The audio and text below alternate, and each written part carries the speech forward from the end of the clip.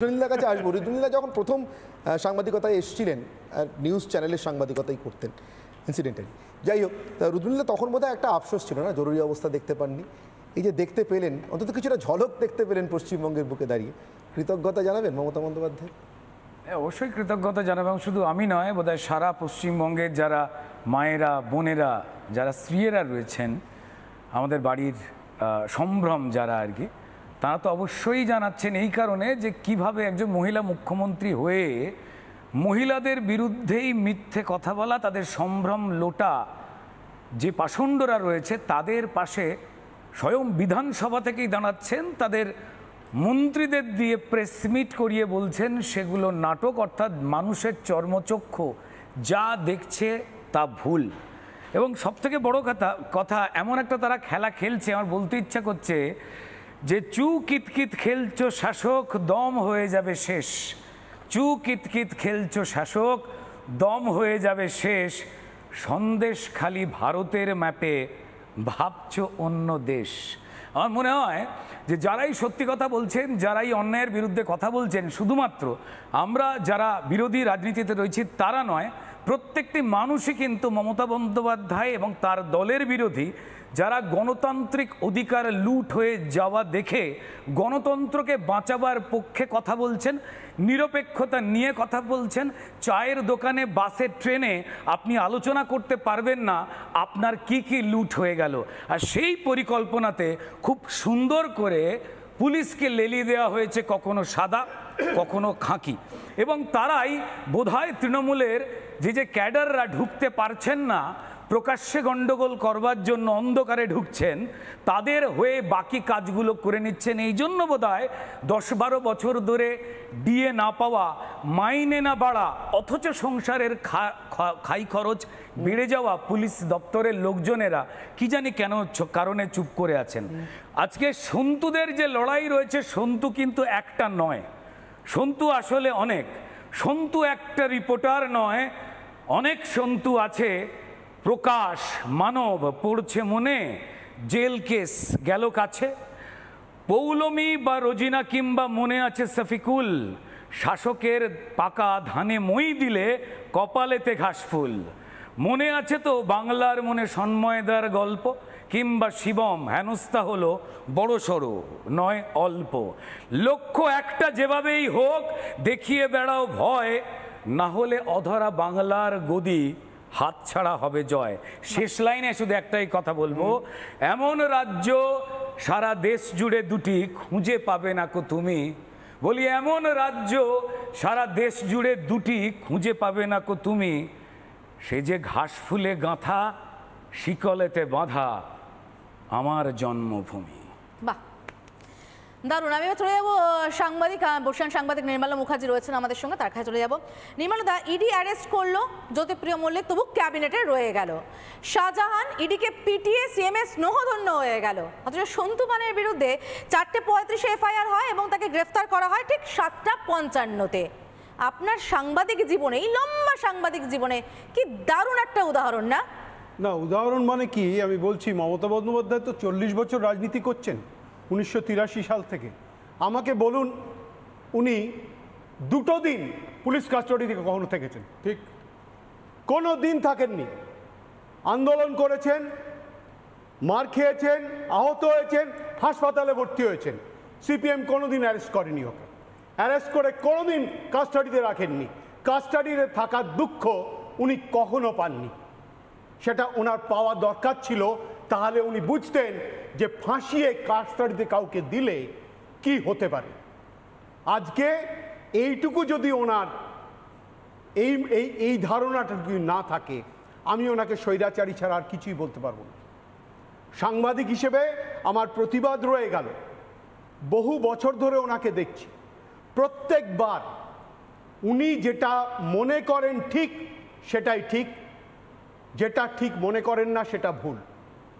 এই যে আমরা এত সমালোচনা করছি, এত কিছু বলছি, ওনার ধারণা উনি কোনো ভুল করতে পারেন না, এইটা ওনার মাথায় ঢুকে গেছে।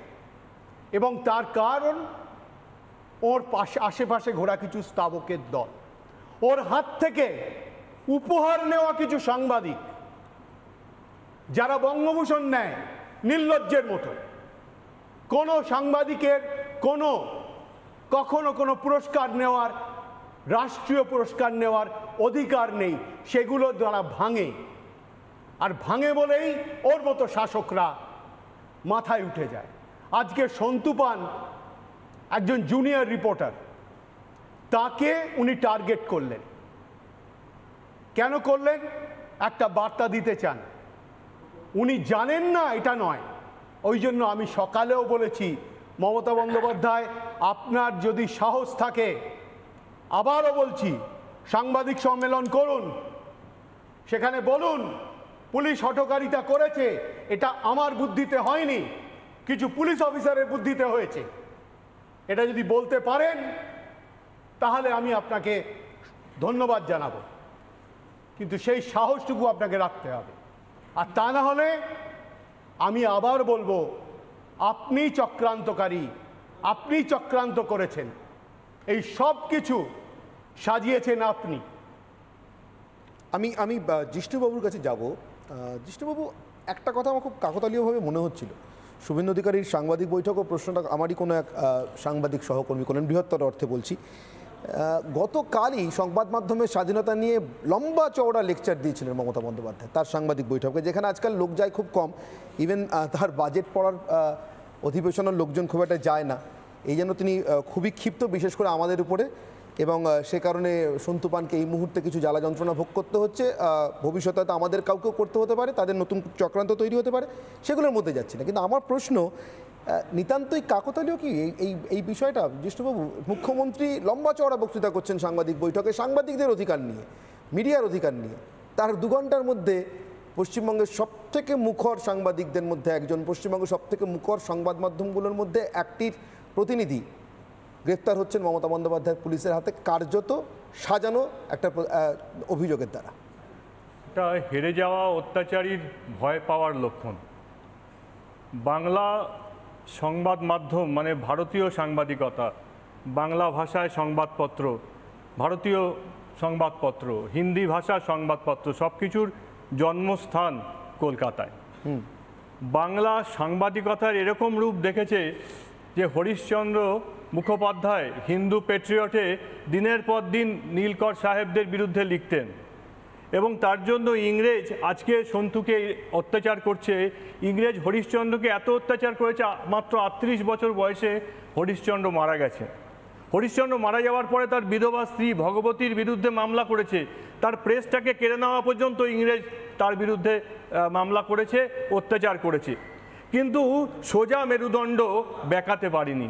আমার রক্তে আছে সমাদৃতা, সন্তু যারা করছে তারা বাঙালি, বাংলার রক্তে আছে এই সাংবাদিকতা।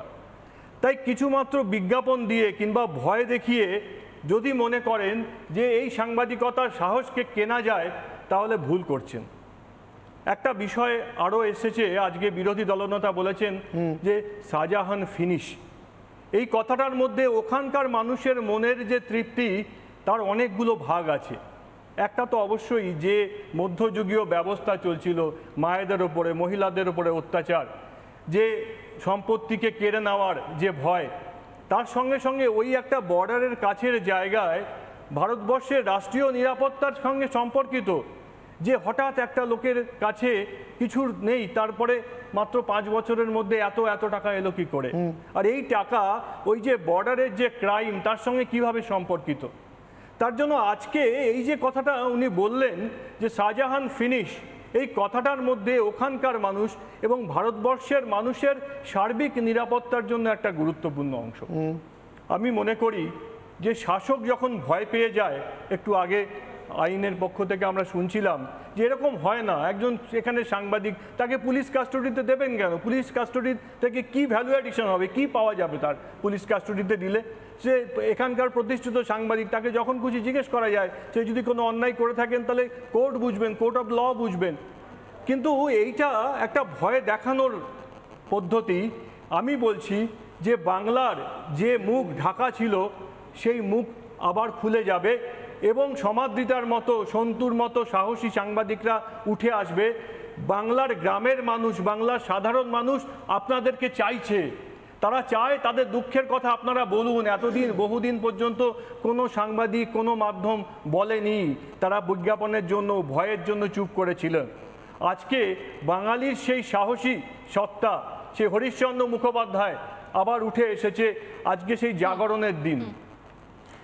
একদমই তাই। এবং যিশুদের কথা দিলাম এই মঞ্চ থেকে আমরা দাঁড়িয়ে থেকে যে আমাদের কোনো সাংবাদিক মাঠ ছাড়বে না, ময়দান ছাড়বে না, এভাবেই কথা বলে যাবে।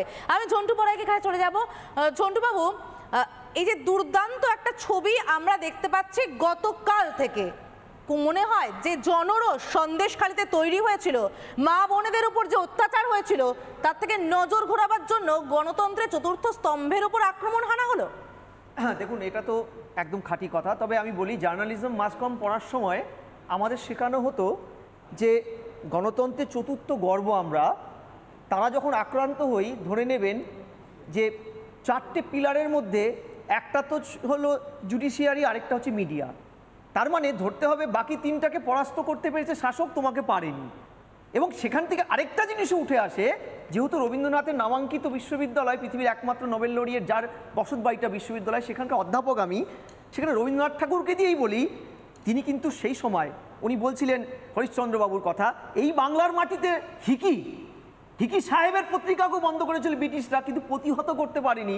রবীন্দ্রনাথ ঠাকুর গর্জে উঠে তার বহু পরে জন্মে তিনি লিখেছিলেন, শাসক তুমি এই সংঘবদ্ধ জায়গাটাকে তুমি আক্রমণ করে বুঝিয়ে দিয়েছো যে এই আয়নায় তোমার গণতন্ত্রের ভয়ানক একটা নৃশংস রূপ উঠে এসেছে। অর্থাৎ তোমার সুশাসনের জাহাজটি শতছিদ্র তুমি কিন্তু বুঝিয়ে দিয়েছো। সতর্ক হয়ে যাও, কারণ তোমার ছায়া কিন্তু তোমাকে অতিক্রম করেছে। অর্থাৎ তোমার জীবনে সায়ান্ন চলে এসছে। একেবারেই আমি শুধু একটা কথা বলেই শেষ করবো সমাধিতা, এবং আমার অতিথিদেরকেও বলো, বিশিষ্ট অতিথিদেরকে একটা কথা বলেই শেষ করবো। হরিশ মুখার্জির কথা বলছিলেন জিষ্ণুবাবু, আমি অনেকটা তার রেশ ধরেই বলছি। যেমন 1857 মহাবিদ্রোহের সঙ্গে হরিশ মুখার্জির নাম জুড়ে গিয়েছিল, যেমন নীলকর সাহেবদের বিরুদ্ধে বিদ্রোহের সঙ্গে তার নাম জুড়ে গিয়েছিল, ঠিক তেমনি অর্ধ শতাব্দী ধরে এ রাজ্যে যে অপরাধ, অন্যায় আর দুষ্কৃতিরাজ চলছে তার শেষ দেখতে চান মানুষ, আর তার সাথে রিপাবলিক বাংলার নাম জুড়ে দিতে আমরা বদ্ধপরিকর। তার কারণ আমরা অমন সাংবাদিকতায় দীক্ষিত হয়েছি যাদের বলা হয় don't bend or they will make you crawl, অর্থাৎ ঝুঁকো না, নাহলে হামাগুড়ি দিতে বাধ্য হবে। বিজ্ঞাপনের চিটেগুড়েতে যারা হামাগুড়ি দিচ্ছেন দিয়ে যান, আমরা আকাশে মাথা তুলে বিদ্রোহের নেতৃত্ব দেব। পারবেন তো আটকান। অনির্বাণের অগ্নিবাণ এখানেই শেষ করছি।